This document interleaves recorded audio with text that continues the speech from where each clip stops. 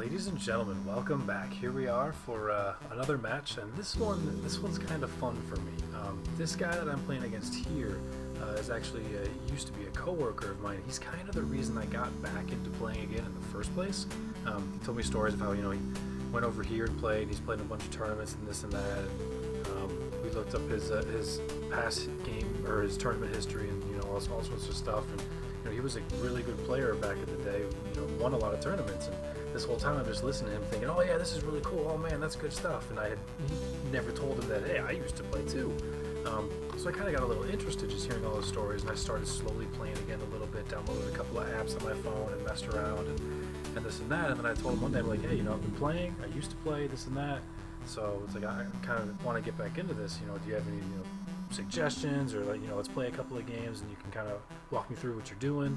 So we played one game at work, and I don't know if maybe he was just going easy or this or that, but half hour later I beat him and I was like, whoa, like you were really good and I just won. Like that seems kind of weird. It's like, okay, now we're gonna play another game. It's gonna be real. I'm gonna try and you're gonna get owned. I'm like, all right, fine. So I'm going into this game as white, thinking, all right, if he's maybe a little rusty, but if he's as good as he used to be in this and that, then I want to just kind of simplify the board. If I can trade down pieces, go down, not necessarily play for a draw, but if I get a draw, I'm okay with that. Just make sure that everything I do, I'm either attacking one of his pieces or I'm defending something to nullify whatever it was that he just did. I'm kind of going into it with that mindset of like, all right, if I can do something, just keep everything equal all the time, maybe I'll, just capitalize on one mistake or something like that. And just kind of see what I can do. So it was a really fun game, and I can't wait to go through the rest of it. So here we go. I started off King Pawn, he went Sicilian. So right off the bat, you guys maybe know I hate Sicilian. I think it looks ugly. I think it's stupid because this doesn't even do anything. It's just hideous. Who would do that? Why is this good? That's the other thing. I hate it because it's still good. Like all of these aesthetic reasons and just like this is dumb and it's good. So then I really hate it even more and I refuse to ever play it. I just hate it. I don't know. It's personal. So he plays Sicilian. I'm like, shit, I need to get this out of here just because it mentally and psychologically bothers me. So just regular developing moves, and then I throw my little Starship Enterprise at him so I can head my way on up to here and attack after this guy just to clear it off the board. I just hate looking at it. I don't want that there ever.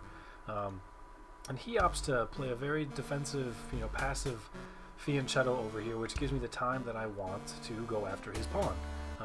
And considering the situation at hand, he doesn't really have any better options. Maybe he pushes over here to, whatever. If it's really how we want to do it, I don't think that's how I would mess around with that either. I'd rather keep my pawns in the center as opposed to trading outside. Generally, if your pawns can trade towards the middle, that makes them a little bit stronger.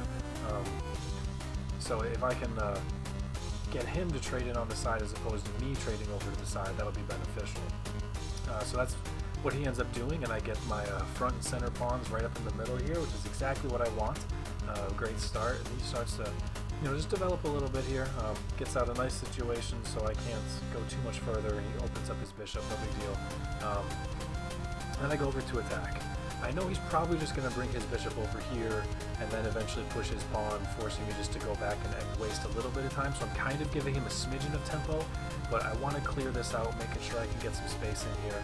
I really just want to have it, just get it out so I can castle if I need to, or this or that, and do something with it. Otherwise, maybe it gets blocked in by something at a later point. So he goes over exactly what I want, but since my bishop's not being attacked yet, I'll continue just to develop and push some pieces. These two guys right here are not the most defended things in the world, since I know he does want to fianchetto over there. He'll have two pieces attacking this one pawn. I'll only have a queen defending it, so I'm not really defending it because I would want to take that trade at that point. It's another reason I wanted to pin over here, just to prevent it from going after me in that regard too. So, and I'm also worried that he's going to throw this out here in a couple of turns, since he won't have to worry about this guy being blocked in, since he's just going to be moving over to here instead.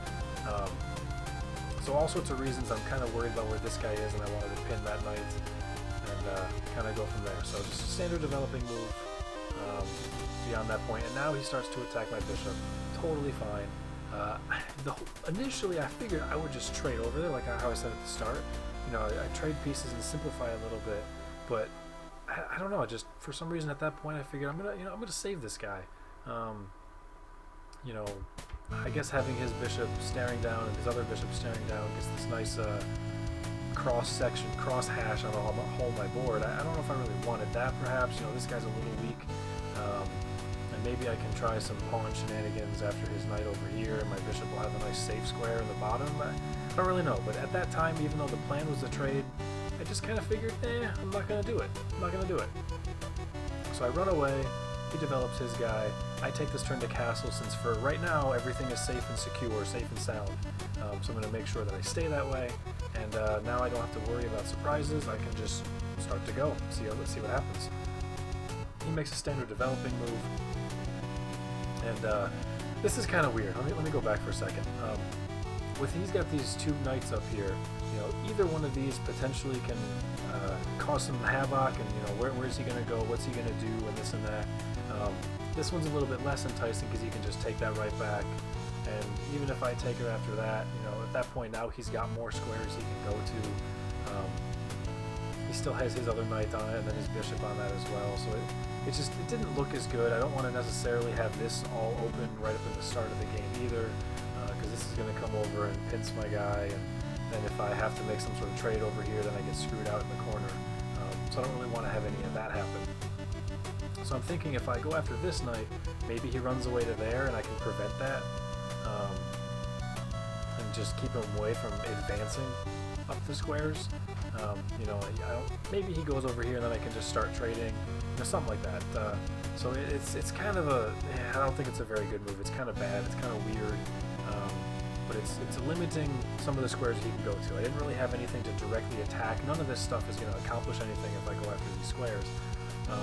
So I'm kind of just limiting his space. You know, if I can push these guys up and he can't move around as much, then maybe I'll get something to happen. He takes that extra turn to castle in there, and then now I decide to go for my push and force him away. He runs over to his other square. It's not nearly as good being on the side. He's only got, you know, what, 3 options he can move to at this point.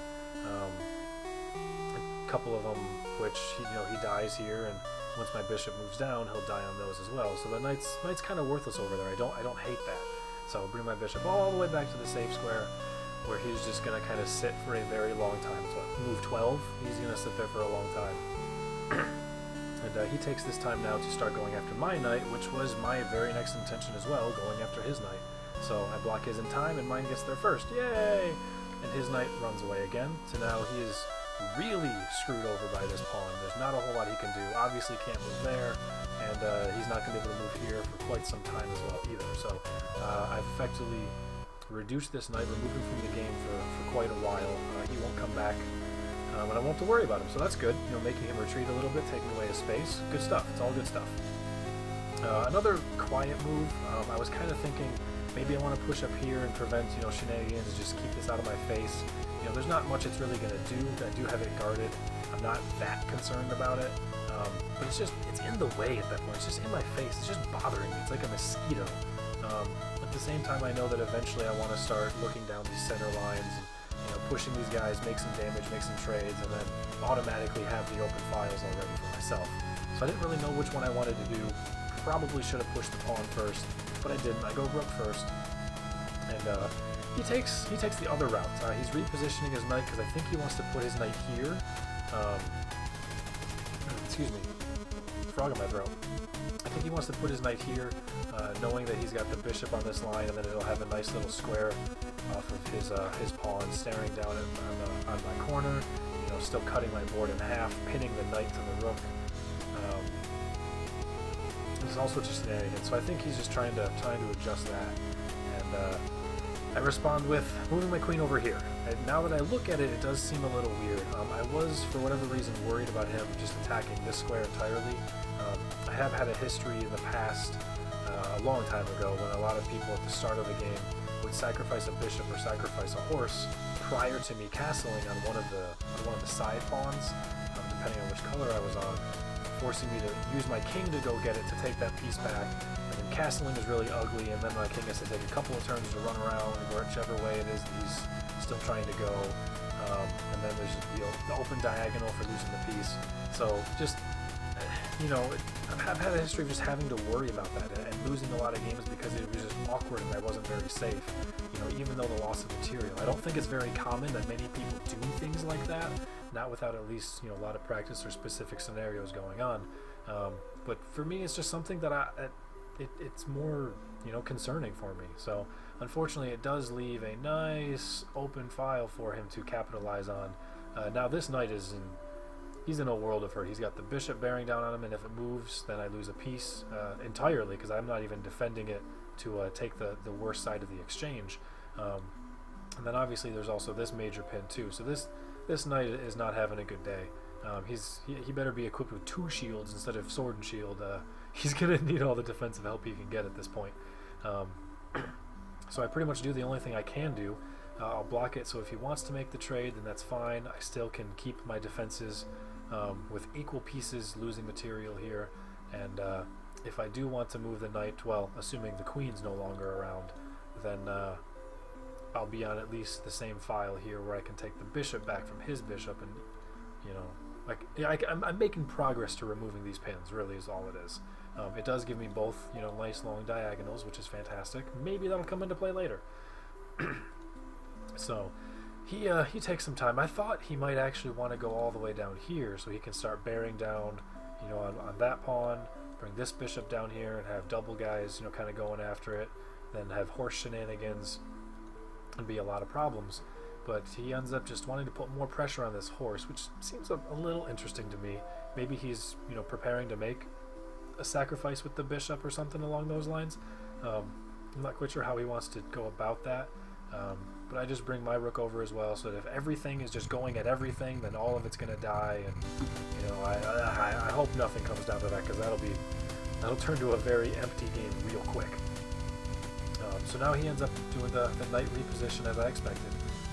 And like I said at the start of the game, if I can trade pieces, I think I'm going to want to. This knight wasn't doing a whole lot over there anyway. His knight was on a really strong pivot square where it was going to take me 1,000 years to be able to do anything about it. The only benefit to it was that it was blocking off his diagonal over there. So I kind of hesitate. It might not have been the best trade in the world, but this knight wasn't really going to be doing anything else from where he was. At least not within an immediate one move or in any sort of remote amount of time. So I just took the piece, get it out of the board, get it out of the way. He takes it back, and unfortunately, he does now have a strong little home for his bishop.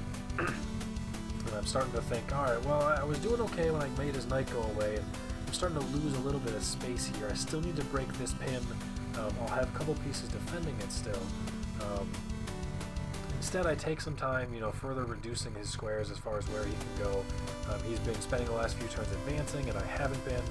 So granted, there's not really much for his bishop to do on these light squares if I didn't block this off, but it prevents him from even, me blocking it off later and him moving back to here.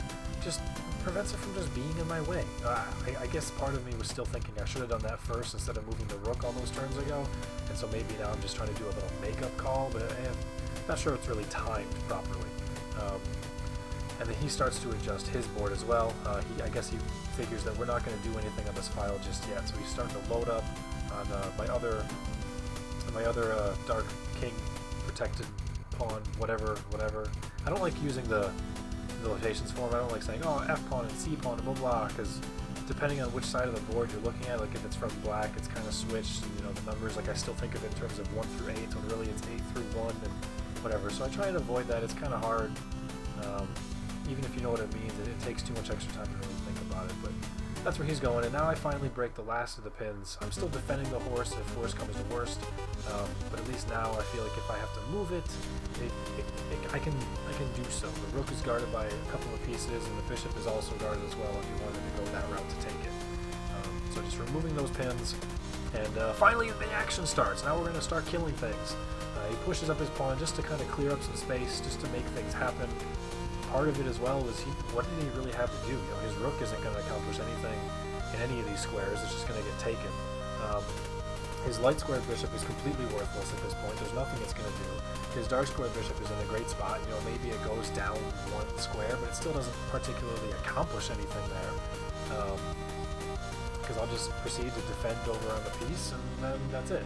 So I think part of it too is just there's nothing else to do. So let's remove a pawn, and maybe it'll help us get somewhere. Just a thinking move to see maybe if I screw up or do something stupid. Perhaps. I take this time figuring if I go after his and take it, you know, that allows his horse to get back into the game, perhaps. You know, even though it wouldn't really have the greatest of squares to go to at that point, you know, he would still have this nice little pivot off of his pawn and defended by the rook. So its threat from the light square bishop wouldn't really mean anything. So just an effort to keep his horse completely irrelevant. I'm going to let him take. If he takes and I take right back, fine. So we have an open file over here, and if he really wants to go after that bishop, I can move it to either one of these two squares, and it doesn't really change anything, and he just gets a completely worthless open file in the end. So wasn't too concerned. I wanted to break this little pin on this guy in case I need to move him up, or you know, just in case he tries any sort of shenanigans. You know, I'm a little bit safer, I suppose. I would like at some point to get him up here so my king can have a light square to run to instead of just a dark square that's currently blocked off. But right now, if I go over there, I'm dropping the free pawn. So just kind of thoughts for later. Want to just get my king a little bit more to safety so I can start using this pawn. I'm going to need all the pieces I can get at this point. So I take that time to move over, not caring about this attack, and he proceeds to finish the trade, so I may as well counter it and take that piece right back. He makes a very awkward move, and if we look at what the computer says, it's been a pretty even game for quite some time, anywhere from 0.02 to 0.2 or anything like that, and the computer really doesn't like this move. It thinks all of a sudden I just won 2 pawns. Like, it seemed very interesting to me. I'm like, huh, that's strange. I think it's too early to start walking him down here. I don't think he's really going to accomplish anything yet, and it gives me ideas of maybe a potential future discovered attack. Obviously, granted, I have to somehow have my bishop go through his bishop and have my horse go and my bishop not get taken, so it seems very far in the future. It might never even come into fruition. Even then, he probably could just push a pawn and completely negate all of it anyway, but it puts it into my mind, whereas otherwise I never would even figure. I figured this point I'm just saving myself from getting owned early on in the game. But now it does make it interesting that maybe I've got something to attack with here. I take this time thinking, you know what, I just made this pawn usable. Let's kind of go after him. He'll run away, and then it's going to look really ugly for him. I'll have a couple of pawns up here. You know, maybe I can try some shenanigans and keep this thing away since my rook is going to be guarding it. You know, who knows how he's going to want to respond to that. You know, maybe I can finally just get that thing straight taken if I go after it, and then, you know, I can attack right back. And then I can either get my discovered attack as I want when I move the rook somewhere, or if he wants to trade rooks, then I can just go right into the discovered attack. Maybe I kind of forgot, maybe I didn't see it through fully, maybe I just assumed that when bishops get attacked by pawns on the flank over here, they always run backward, because he didn't do that. He opted to try and trade queens, and thus after a trade of queens, moving his bishop forward into another, you know, very unfortunate offensive square, kind of blocking my king in a little bit. And I'm not quite sure I accounted for that, so it does kind of get him in the way. Now that he got this extra attacker on the horse again, I really don't want any sort of nasty shenanigans with having a queen anywhere really down here when he's got bishops kind of targeting these couple of squares for potential sacrifice shenanigans. I'm gonna, you know, he's a good player. We've both got queens. It's kind of a locked up board. Maybe I should just get the queens out of here. So I accept his offer. He takes it right on back, and right now his bishop is unguarded. I'm still okay with these 3 pieces against his 2 pieces, so I'm not concerned about that just yet.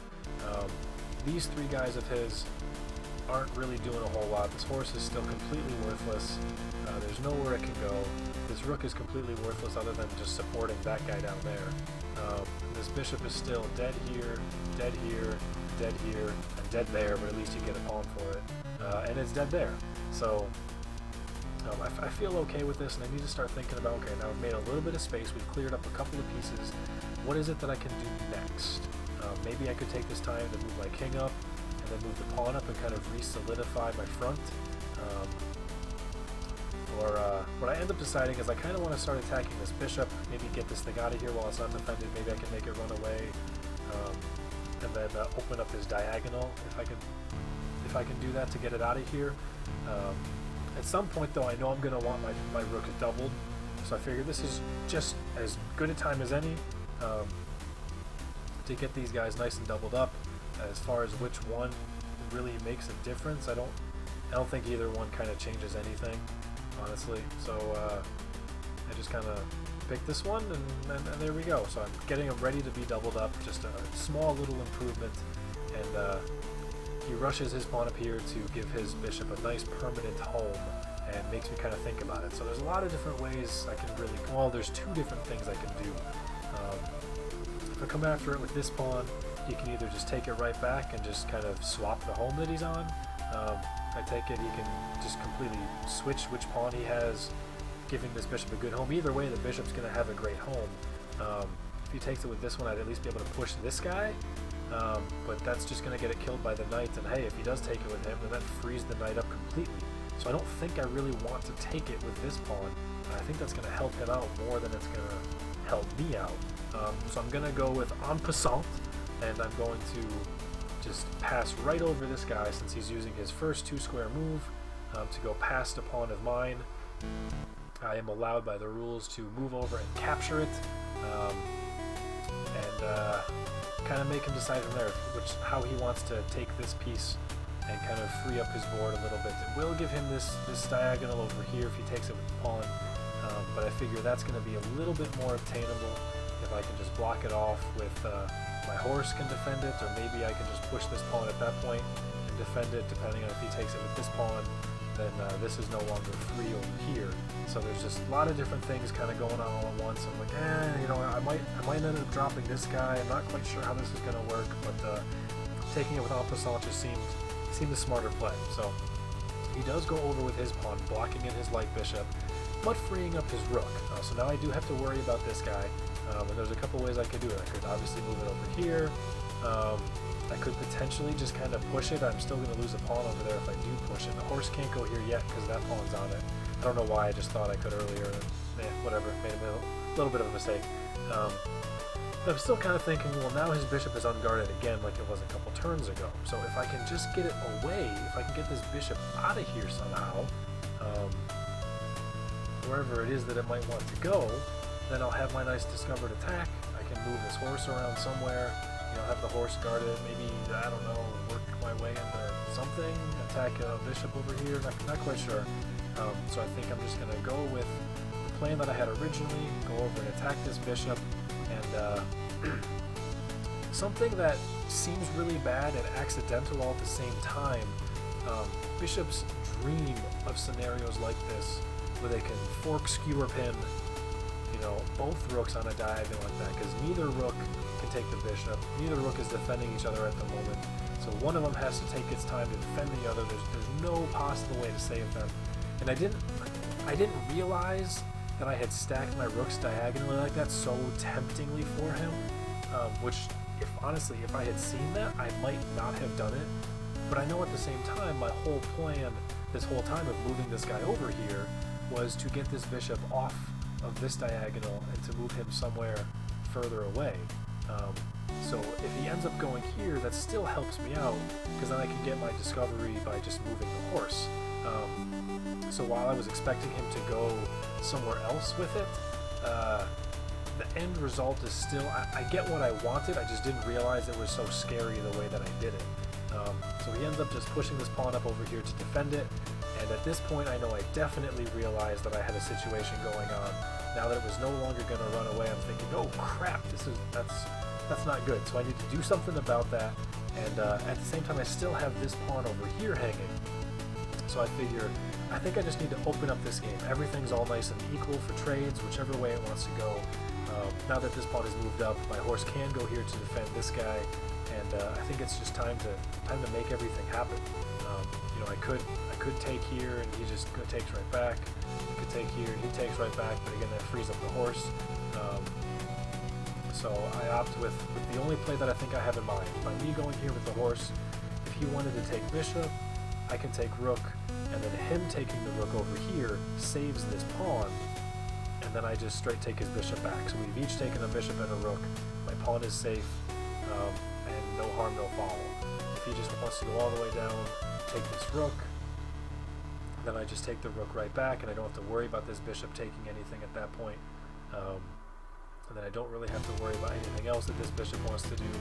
My horse can just guard this square, and I'm still guarding this from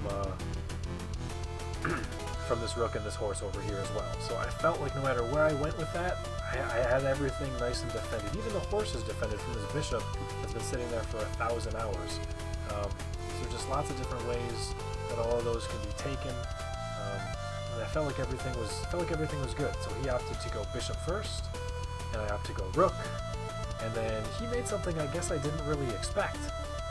I guess for some reason I thought he would want to go with the rook and then have an open file for it. I don't know if I just miscalculated that, or maybe I thought there was no way around it, so it's the only move that I had. I'm still guarding this guy, but he does have an extra piece on it.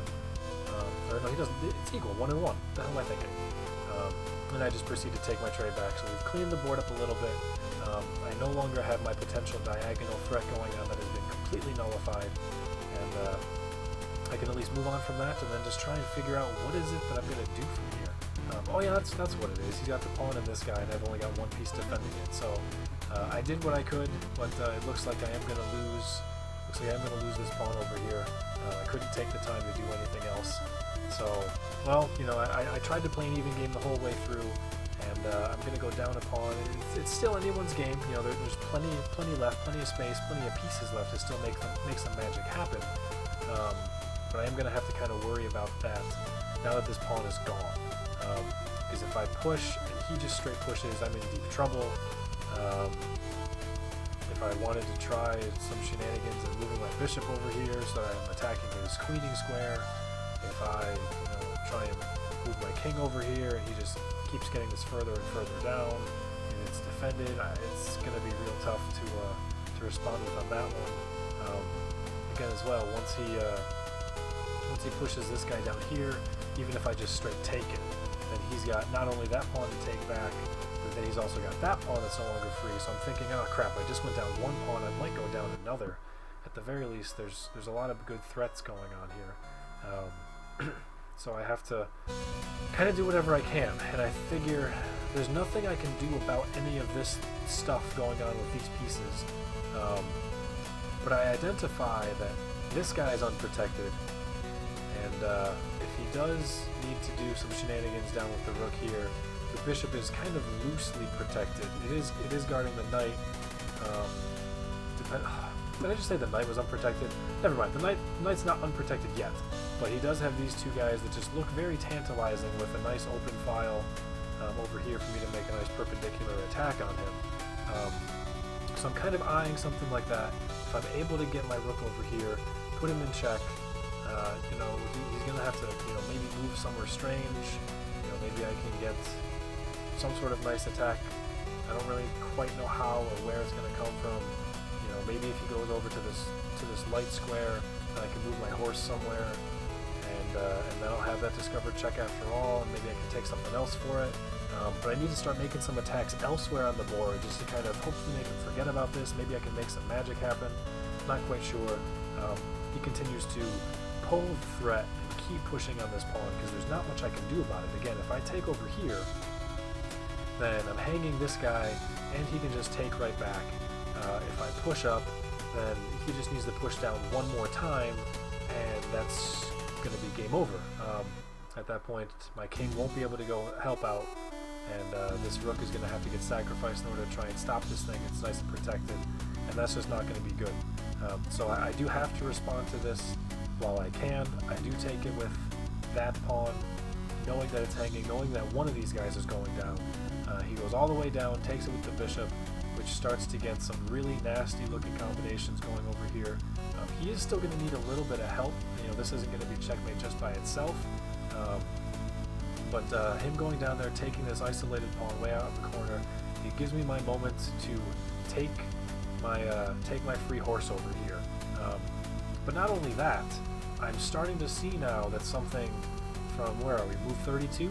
something from 20 moves ago that was just quiet and off to the side and irrelevant and just completely forgotten about is gonna give me some major advantage coming up soon. Because once I make this check, I'm gonna have this free piece over here. You know, he can obviously move out of the way somewhere, but you know, the horse is mine at that point. He can block over, but then I just take that. He can guard with the rook, and that's not necessarily a bad thing for me. Even though I'm down, this little rook trade coming up is going to be huge. That's pretty much the only play he has, otherwise he just straight give up the horse, right? So I take this rook and he has to take it back, but here we go. Now I've got my discovered check that I've been waiting for over 20 moves.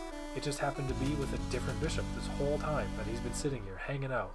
And this is why people consider bishops to be better than knights, because they can just sit there, be forgotten about, get out of the way, you know, you lose track of the diagonals.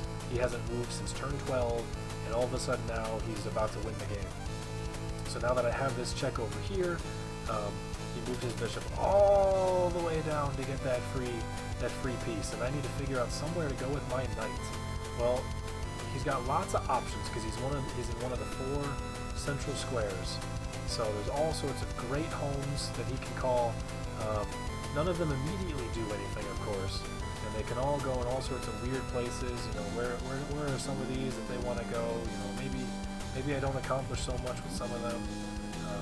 You know, maybe there's some other shenanigans I can try and work out. But really, we've got the real kicker right over there. I move this horse, I get my discovered check, I'm attacking his bishop, and he actually forfeited the match at this point. Seeing that there's not a whole lot his king can do, you know, maybe it just rushes, into one of these 2 squares to help fortify his pawns on that side, but there's not really a whole lot he's got going on at that point. So he actually forfeited right there. I mean, really, if he moves over, I take my bishop, you know, he finally has to start activating this horse, and this horse now has 3 spots that it can go to where it can not really accomplish too much. You know, maybe here he can attack something, and then here he can attack something. So those squares aren't quite as important. So I really need to kind of guard these 2 pawns. And you know, maybe if I just move over, and I'm guarding this guy, you know, and it's not over by any means. It's still going to be a tough game. He does have 4 pawns to my 3. And I am going to need to promote one of these 3 pawns in order to win the game. I don't know how to win with just these 2 pieces and a king, and that's assuming I take everything else without losing anything. I'm probably better off at this point just trying to get down to king pawn versus king. But it's still not over by any stretch.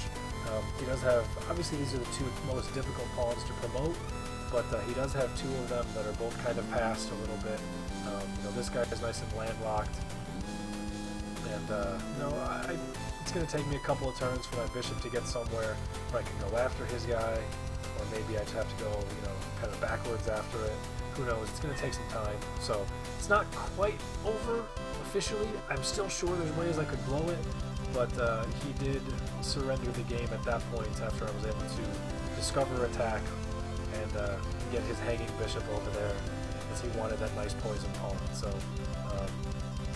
it all comes back to where was it? Yep, to en passant, he takes it back, and then this little move right over here, which after I did this, you know, I was thinking, oh man, maybe this was a mistake. Once he defends it, I'm like, oh crap, that could have been bad. You know, obviously I really wanted this bishop gone, but it ended up being huge. It forced me into a sequence of events that it did go down a pawn, but once a few pieces cleared, I was able to just kind of identify some open space and kind of knew what my plan had to be from there. I was thinking I honestly would just get the horse. I hadn't thought far enough yet as opposed to what's going to be the end result. I figured I'd be dropping that pawn, but I figured I'd be getting the horse. So I'd still be up a little bit. He would just have 2 pieces instead of, you know, 1 piece left. But after another simple trade, once I went up here, realized he can block it. I'm like, oh man, I didn't think about that.